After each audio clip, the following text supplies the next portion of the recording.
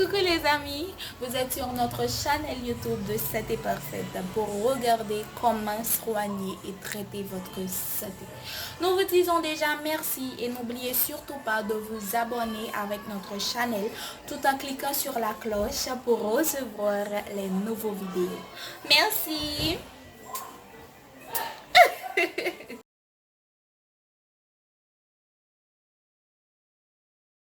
Merci encore Johanna pour la présentation et bonjour les amis de Santé Parfaite encore une fois. Trouble oppositionnel avec provocation chez l'adulte, qu'est-ce que c'est et comment le traiter? Le contrôle de la colère et la gestion des conflits seront essentiels pour essayer de modérer le trouble oppositionnel avec provocation chez les adultes. Voyons comment cela se manifeste. Quelle est la limite entre avoir un mauvais caractère et être égoïste et inconsidéré envers les autres? Bien que nous ne le sachions pas, bien souvent ce qui apparaît déguisé sous l'apparence d'une personne difficile implique bien plus, il s'agit d'un trouble oppositionnel avec provocation chez l'adulte. Cette situation est généralement sous-diagnostiquée et a des conséquences graves au niveau individuel, mais aussi social et relationnel. Voyons un peu de quoi il s'agit. Qu'est-ce que le trouble oppositionnel avec provocation? Le trouble oppositionnel avec provocation, TOP, est généralement diagnostiqué dans l'enfance et se caractérise par un comportement provocateur, oppositionnel et hostile maintenu en permanence pendant au moins 6 mois. En moyenne, elle survient vers l'âge de 8 ans et pas au-delà de l'adolescence. Certains des comportements courants de ces patients pendant l'enfance sont les suivants. Discuter et défier les adultes. Ils refusent de se plier à vos demandes. Désobéissance aux règles. Il est vindicatif. Gêne souvent les autres. Se comporte de manière inconsidérée et égoïste avec les autres. Blâmer les autres pour leurs actions. Ces critères diagnostiques sont utilisés pour identifier le TOD et peuvent être maintenus à l'âge adulte, bien que sous un autre nom clinique. Il est important de garder à l'esprit que lorsqu'il n'y a pas d'approche correcte, le trouble évolue vers la vie adulte. Le pronostic dépend également de variables telles que l'âge d'apparition, la gravité avec laquelle la maladie survient, les caractéristiques de la famille et ses conditions. Il sera également important d'identifier s'il existe des comorbidités. Par exemple, le trouble déficitaire de l'attention avec hyperactivité, TDA. Trouble provocateur chez un enfant. Jusqu'à 75% des enfants qui ne sont pas traités correctement pour leur impair évoluent vers la forme adulte du tableau clinique.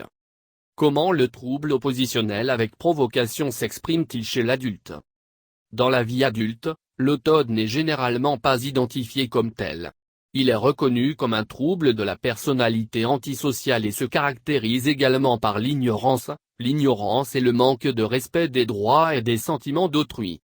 L'inconvénient que présentent les troubles des conduites à l'âge adulte est qu'ils ne sont pas seulement des symptômes d'extériorisation, c'est-à-dire envers les autres, mais aussi intériorisation, avec une détérioration significative de la santé mentale. De plus, ils ont des conséquences dans les relations et sur le lieu de travail. Dans de nombreux cas, le risque de consommation problématique de substances augmente. Certaines fonctionnalités supplémentaires sont les suivantes. Ils ont tendance à avoir une faible tolérance à la frustration. Ils sont enclins à s'impliquer dans n'importe quel conflit, même lorsqu'ils ne sont pas directement touchés. Ils sont méfiants et hypervigilants. Ils ne respectent pas les règles. Ils ne ressentent aucune empathie pour les gens. Au niveau cognitif, ils sont généralement rigides et inflexibles. Ils n'ont pas peur des conséquences de leurs actes. Ils se disputent facilement.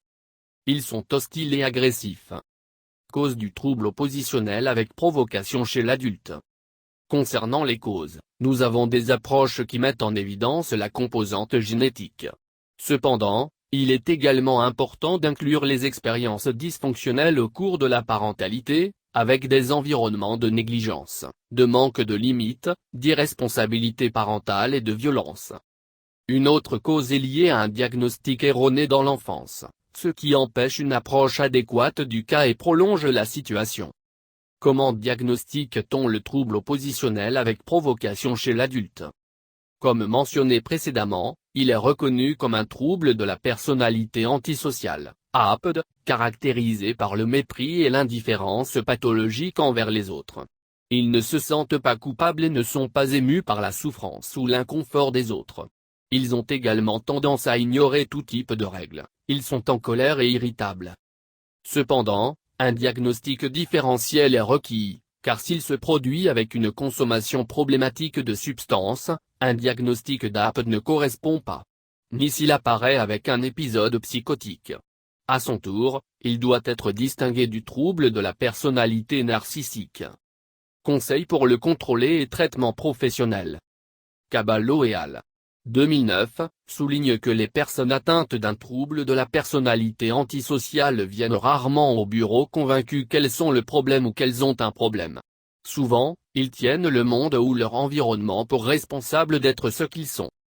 Différentes techniques sont utilisées pour son approche, beaucoup d'entre eux de la thérapie cognitivo-comportementale. En général, les techniques sont utilisées pour contrôler les émotions, la colère et les impulsions. En ce sens, il sera également important de former à la tolérance à la frustration et à la résolution des conflits. Thérapie cognitivo-comportementale pour adultes avec opposition provocante.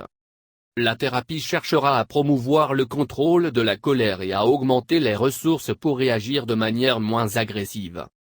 Cela peut vous intéresser, tolérance à la frustration. La détérioration de l'environnement social est un risque. L'un des problèmes graves de l'évolution vers un trouble de la personnalité antisociale est que ces personnes ont souvent un environnement appauvri, en raison de la détérioration de leurs relations. Ils ont des difficultés avec leurs collègues, avec leurs amis, ils se sentent en difficulté à chaque fois qu'ils sortent se promener, leur partenaire est débordé car tout est sujet à discussion. De cette façon, peu à peu, ils commencent à être laissés seuls, ce qui alimente une boucle de colère et de ressentiment. En ce sens, lors de la proposition d'une intervention individuelle, il sera également nécessaire d'enquêter sur les ressources de soutien et de confinement dont dispose le patient. Enfin, pour les proches d'une personne présentant ces caractéristiques, il peut être très hostile et pénible de préserver le lien. Mais en même temps, il est également difficile de s'éloigner. Dans ces cas, il peut être préférable de demander de l'aide. Merci de regarder les vidéos et n'oubliez pas de s'abonner avec nous, partager, commenter. Et cliquez sur la cloche pour recevoir les nouveaux vidéos si tu aimes et nous avons beaucoup de surprises. À notre chaîne de Santé Parfait, nous vous aimons beaucoup et nous serons toujours là pour vous. Bonne journée dans le nom du Seigneur Tout-Puissant. Santé Parfaite vous souhaite bonne chance, à la prochaine. Merci d'avoir regardé les vidéos et encore une fois, n'oubliez pas de vous abonner en cliquant sur la cloche pour rester en contact et recevoir les nouveaux vidéos et surtout les surprises de Santé Parfaite. Nous vous aimons beaucoup et nous sommes là pour vous plaire, vous satisfaire. Ne l'oubliez surtout pas. Donc, nous vous disons à la prochaine et bonne journée avec Santé Parfaite. Que le Dieu Tout-Puissant vous bénisse. Merci. Mouah.